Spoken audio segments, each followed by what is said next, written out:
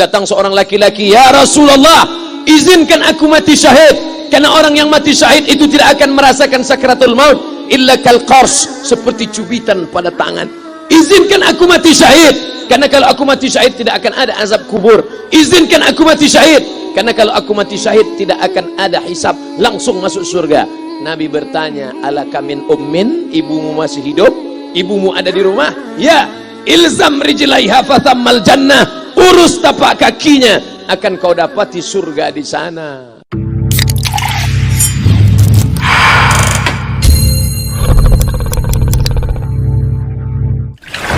Haji Halim sedang menunjukkan begini cara sayang kepada ibu. Wahai kalian yang tak menghormati ibu, yang menyepelekan ibu, yang merendahkan ibu. Malam ini lihat, beliau tidak ada ceramah, tidak ada tausiah, tapi langsung dibuat begini cara menghormati ibu. Ini sekarang banyak orang tak menghormati ibu. Berapa banyak ibu yang awalnya bantu-bantu, lama-lama jadi pembantu. Dulu dia tidak tarawih, kenapa? Karena kita menangis merengek di rumah. Sekarang di hari tuanya dia tidak tarawih juga. Kenapa? Dia menjaga cucunya.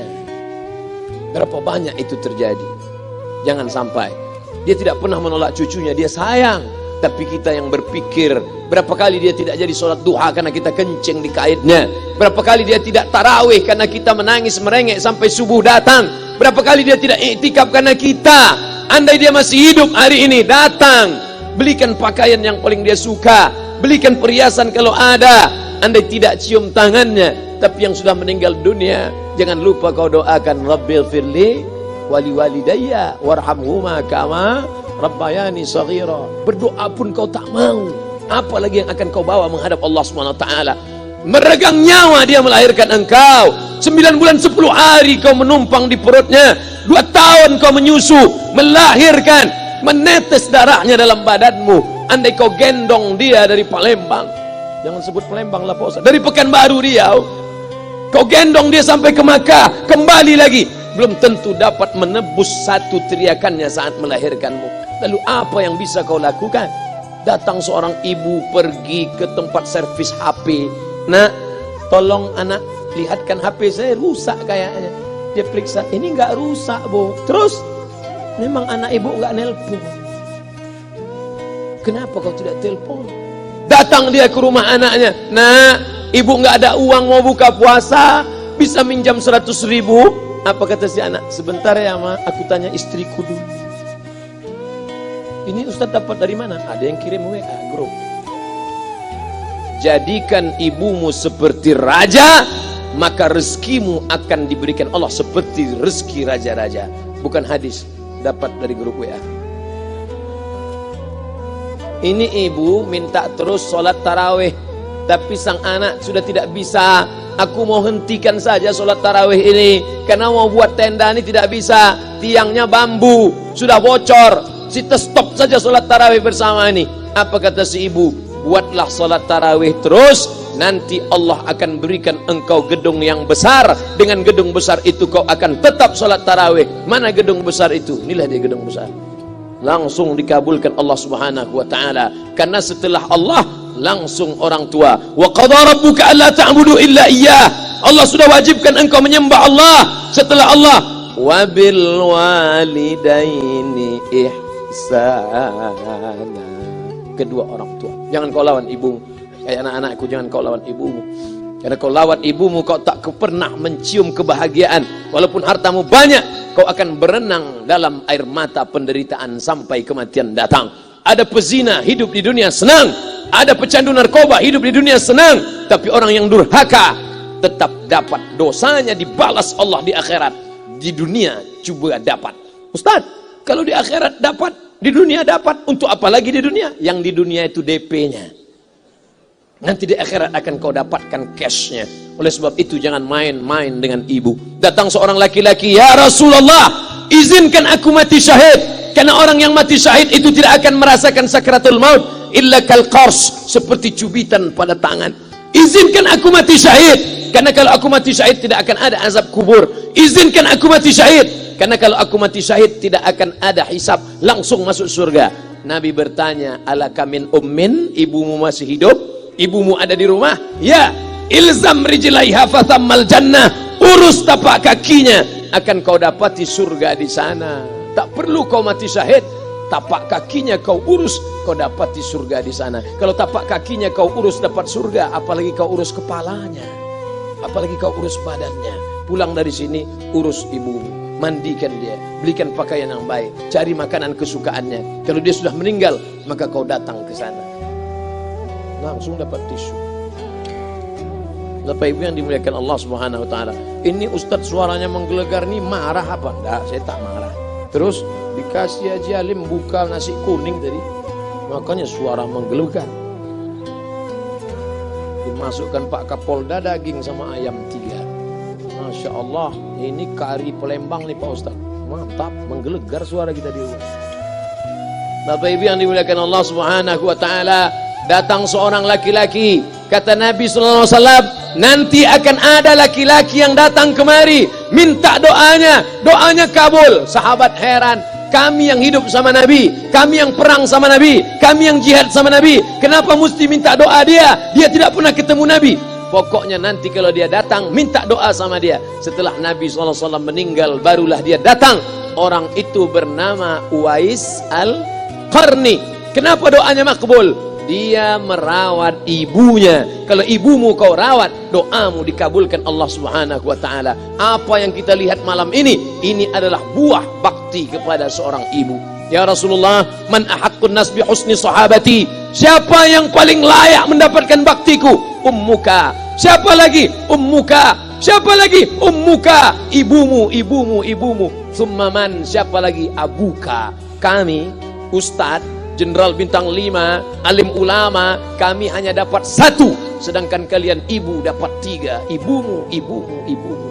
Kenapa ibu dapat 3? Karena ibu bisa melakukan 3. Ibu mengandung, ibu melahirkan, ibu menyusukan. Kalau bapak mau dapat 3, coba yang 3. Pulang dari sini, pergi ke tempat jual kelapa muda, beli 1. Jangan dibelah, ikat di perut 9 bulan 10 hari. Kalau mau merasakan melahirkan, pulang dari sini, pergi ke tempat jual mangga. Telan bulat-bulat, keluarkan bulat-bulat. Emang enak jadi perempuan. Mereka luar biasa. Tanya ibumu, berapa kali dia meninggalkan puasa Ramadan? Saat mengandung engkau, 30 hari dia tak puasa. Saat menyusukan tahun pertama, 30 hari dia tak puasa. Saat menyusukan tahun kedua, 30 hari dia tak puasa. Saat dia mau ganti qadha tahun berikutnya, adik mau menyusul. Hari ini dia belum mengqadha puasanya, dia terhutang di hadapan Allah. Lalu apa yang bisa kau lakukan?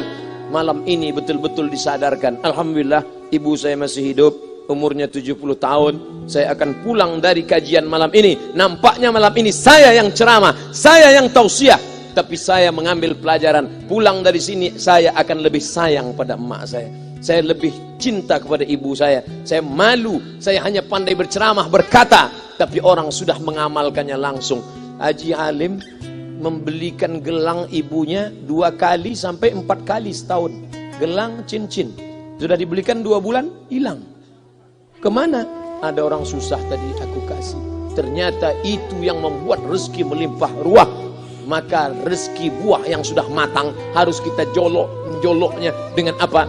Dengan berbakti kepada ibu. Bapak Ibu yang dimuliakan Allah, saudara-saudaraku yang dimuliakan Allah Subhanahu wa taala. Ibu ini luar biasa.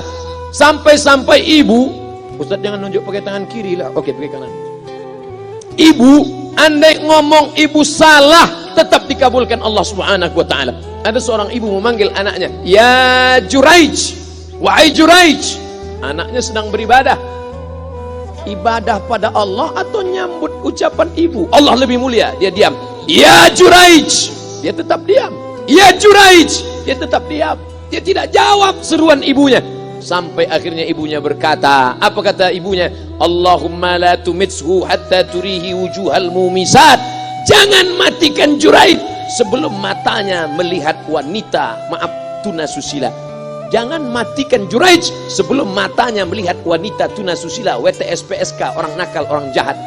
Tidak mungkin ahli ibadah matanya melihat orang jahat. Tapi takdir berkata lain. Tak lama setelah ucapan sang ibu, ada seorang WTS PSK hamil. tidak diketahui suaminya, ditangkap, ditanya, siapa yang menghamilimu? Apa kata si perempuan? Yang menghamiliku adalah Juraij. Sampai Juraij ketika difitnah, perempuan wanita susila itu ditanya, siapa yang menghamilimu? Ternyata dia berkata, Juraij. Akhirnya mereka menangkap Juraij. Juraij, ternyata engkau selama ini pura-pura saja menjadi pelaku ibadah. Engkau ternyata sudah menghamili perempuan ini. Mereka menghancurkan tempat ibadah Juraij. Tapi kemudian Juraij sabar. Dia katakan, nanti tunggu anak itu lahir, kalian baru tahu. Setelah tak lama anak itu pun lahir. Dan mereka bertanya kepada anak kecil yang belum bisa bicara, ya gulam, wahai anak kecil, man abuka? Who is your father? Siapa bapakmu? Hai anak kecil, siapa bapakmu?